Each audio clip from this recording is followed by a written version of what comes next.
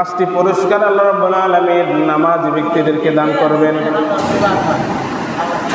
যারা আল্লাহ রাব্বুল আলামিনের হুকুম নামাজকে যথাযথভাবে পড়বে তাদেরকে দুনিয়াতে আল্লাহ রাব্বুল আলামিন পুরস্কৃত করবেন, আখিরাতেও পুরস্কৃত করবেন।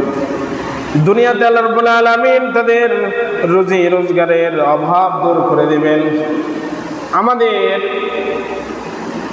রিজিকের পিছনে পড়ার কারণে আমরা নামাজ ছেড়ে দেই, অথচ এই রিজিকের দায়িত্ব জিম্মাদারি আল্লাহ তাআলার হাতে। আল্লাহ তাআলা কোরআনে বলতেছেন, মা মিন দাব্বাতিন ফিল আরদি ইল্লা আলাল্লাহি রিজকুহা। পৃথিবীতে বিচরণশীল যত প্রাণী রয়েছে, দাব্বা যত প্রাণীকুল রয়েছে, সমস্ত প্রাণীকুলের রিজিকের জিম্মাদারি আমি আল্লাহ তাআলার হাতে। রিজিক আল্লাহ রাব্বুল আলামিনের হাতে, রিজিকের দায়িত্ব আল্লাহ তাআলার হাতে। অথচ এই রিজিকের পিছনে পড়ে, রিজিকের পিছনে দৌড়াইতে আজকে আমরা আল্লাহকে ভুলে গেছি, আল্লাহ তাআলার হুকুমকে ভুলে গেছি, নামাজকে তরক করছি।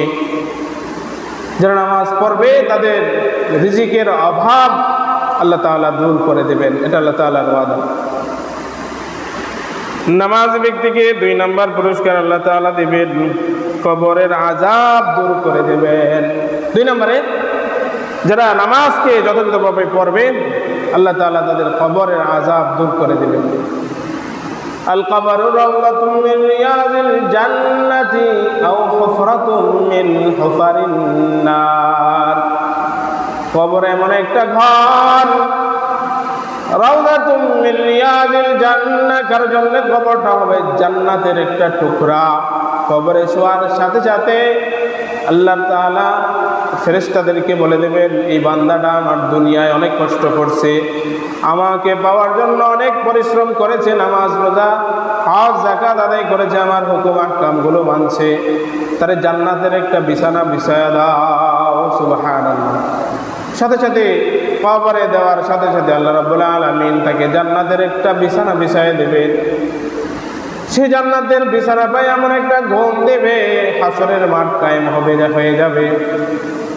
মুহতারাম হাজরিন, আর যারা নামাজ পড়বে না তাদেরকে শাস্তির ব্যবস্থা করেছেন। শাস্তিটা কি? কবরে এমন একটা সাপ নিযুক্ত করা হবে, যেই সাপটার চোখগুলো থাকবে অগ্নিস্ফুলিঙ্গের মতো, আগুনের মতো থাকবে। ওই সাপটার নখ থাকবে যেগুলো লোহা দিয়ে তৈরি, এবং সাপটা একবার যদি কোনো মানুষকে সবল দেয় 40 গজ নিচে চলে যাবে মানুষটা। বেনামাজি ব্যক্তিকে এভাবে সে ধ্বংসন করতে থাকবে, আর সে ওই সাপের বিষক্রিয়ায় আক্রান্ত হতে থাকবে। তার কবরের মধ্যে আল্লাহ রাব্বুল আলামিন জাহান্নামের আগুন প্রজ্বলিত করে দেবেন, এবং তার কবরটা এমন সংকীর্ণ করে দেবেন যে এক পাঁজরের হাড়গুলো অপর পাঁজরের মধ্যে ঢুকে যায়, এমন অবস্থা হয়ে যাবে। বেনামাজি ব্যক্তির কবরের এরকম আযাব এবং শাস্তি হতে থাকবে। আর যারা নামাজ পড়বে, 5 ওয়াক্ত নামাজ পড়বে, আল্লাহ রাব্বুল আলামিন তার কবরটা জান্নাতের বাগান বানিয়ে দেবেন। আল কবরু রাওযাতুম মিন রিয়াদিল জান্নাতি আও হুফরাতুম মিন হুফারিন নার। কারো জন্য কবরটা হবে জান্নাতের একটি টুকরা, আবার কারো জন্য কবরটা হবে জাহান্নামের একটি গর্ত। যারা নামাজ পড়বে, আল্লাহ তাআলার বিধানগুলো মানবে, তাদের জন্য কবরটা হবে জান্নাতের একটা টুকরা। আর যারা নামাজ পড়বে না, নামাজের প্রতি যারা গাফেল থাকবে, তাদের জন্য কবরটা হয়ে যাবে জাহান্নামের একটি গর্ত। আল্লাহ তাআলা আমাদের সকলকে 5 ওয়াক্ত নামাজ জামাতের সাথে পড়ার তৌফিক দান করেন। সকলে বলি আমিন। মুহতারাম হাজরিন, 3 নম্বরে আমলনামা ডান হাতে আসবে। যারা নামাজ 5 ওয়াক্ত নামাজ পড়বে, আমলনামা তার ডান হাতে আসবে। কিয়ামতের ময়দানে ভয়াবহ পরিস্থিতির মধ্যে সবচেয়ে কঠিন 3টা পরিস্থিতির সম্মুখীন মানুষগুলো হবে। কিয়ামতের ময়দান তো এমনিই হবে, ভয়াবহ এক পরিস্থিতি, যেখানে মানুষ নিজের আপন জনকে পরিচয় দেবে না, নিজের আত্মীয় স্বজনকে পরিচয় দেবে না, আপন জন থেকে নিজেকে লুকিয়ে ফেলবে। এমন পরিস্থিতির মধ্যেও সে আরো কঠিন 3টা পরিস্থিতির সম্মুখীন হবে। এর মধ্য থেকে 1 নম্বর হলো আমলনামা ডান হাতে আসে না বাম হাতে আসে, এই পরিস্থিতির সম্মুখীন হবে। মিজানে আমলনামা ভারী হয় না হালকা হয়, এই টেনশনের মধ্যে থাকবে। পলচারাতের বল পার হতে পারবে কি পারবে না, এই কঠিন ভয়াবহ পরিস্থিতির মধ্যে থাকবে। তো আল্লাহ রাব্বুল আলামিন এই ভয়াবহ 3টা পরিস্থিতির মধ্যে 1 নম্বর পরিস্থিতি, আমলনামা ডান হাতে আসবে না বাম হাতে আসবে, এই পরিস্থিতির সম্মুখীন যখন হবে, আল্লাহ রাব্বুল আলামিন নামাজি ব্যক্তিকে তার আমলনামা ডান হাতে দিয়ে দেবেন। সুবহানাল্লাহ। এই কারণে ভাইরা আমার, কষ্ট হলেও আমাদের নামাজ পড়া উচিত। দুনিয়া করতে করতে আমরা আজকে আখিরাতকে ভুলে গেছি। দুনিয়ার মায়ায় পড়ে আখিরাতের চিরজীবন চিরজিন্দিগির কথা ভুলে গেছি। দুনিয়া হলো একটা ক্ষণস্থায়ী জায়গা, যেখানে আমি আপনি প্রত্যেকেই একদিন চলে যেতে হবে। কিন্তু আখিরাত এমন এক জায়গা যেখানে নাই কোনো মৃত্যু, যেখানে নাই কোনো শেষ। আখিরাতের শুরু আছে কিন্তু শেষ নাই। দুনিয়ার জীবন মানুষ একদিন শেষ হয়ে যাবে, কারো কষ্টে যাবে, কারো সুখে যাবে। দুনিয়ার মধ্যে যদি কষ্টেও যায়, কিন্তু আল্লাহ রাব্বুল আলামিন যদি আমার প্রতি রাজি খুশি থাকে, তাহলে আমার আখিরাত হবে সুখময় শান্তিময়।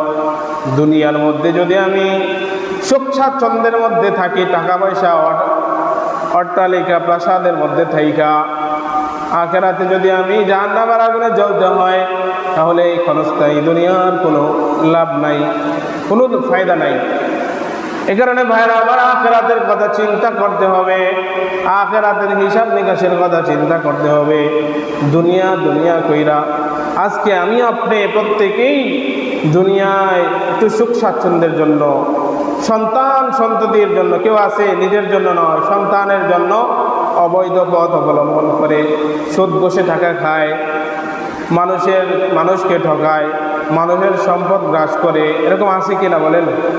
সমাজের মধ্যে এমন অনেক মানুষ আছে, সন্তানদেরকে একটু সুখে রাখার জন্যে মানুষকে ঠকায়, সুদ ঘুষ খায়, মানুষের টাকা পয়সা ধন সম্পদ আত্মসাৎ করে। তাই আমাদের ময়দানে এই সন্তান আপনার কোনো কাজে আসবে না। তাই আমাদের ময়দানে প্রত্যেকেই নিজের বোঝা বহন করতে হবে। লা তাজিরু ওয়াজিরাতু ইজরা উখরা। আমাদের ময়দানে কোনো মানুষ একের বোঝা পরে বহন করবে না, প্রত্যেকেই নিজের গুনাহের বোঝা নিজেই বহন করতে হবে। আপনি আপনার সন্তানের জন্য চুরি ডাকাতি, খুন খারাপি, রাহাজানি, অন্যায় অত্যাচার করেছেন, সেই শাস্তি আপনার ভোগ করতে হবে। আপনার সন্তান, আপনার স্ত্রী, আপনার মা বাবা, আত্মীয় স্বজন, কেউ আপনার অপরাধের বোঝা বহন করবে না। কি বলেন, করবে? দুনিয়ার মধ্যে কোনো মানুষ চুরি করছে, সাধারণ একটা চুরি কইরা তার সন্তান সন্ততি পরিবারের জন্যই করছে, বা পরিবারের তাগিদে করছে, চুরি কইরা ধরা পড়ার পরে মানুষ কি তার আত্মীয় স্বজনকে মারে নাকি চোরকে মারে? চোরকে মারে।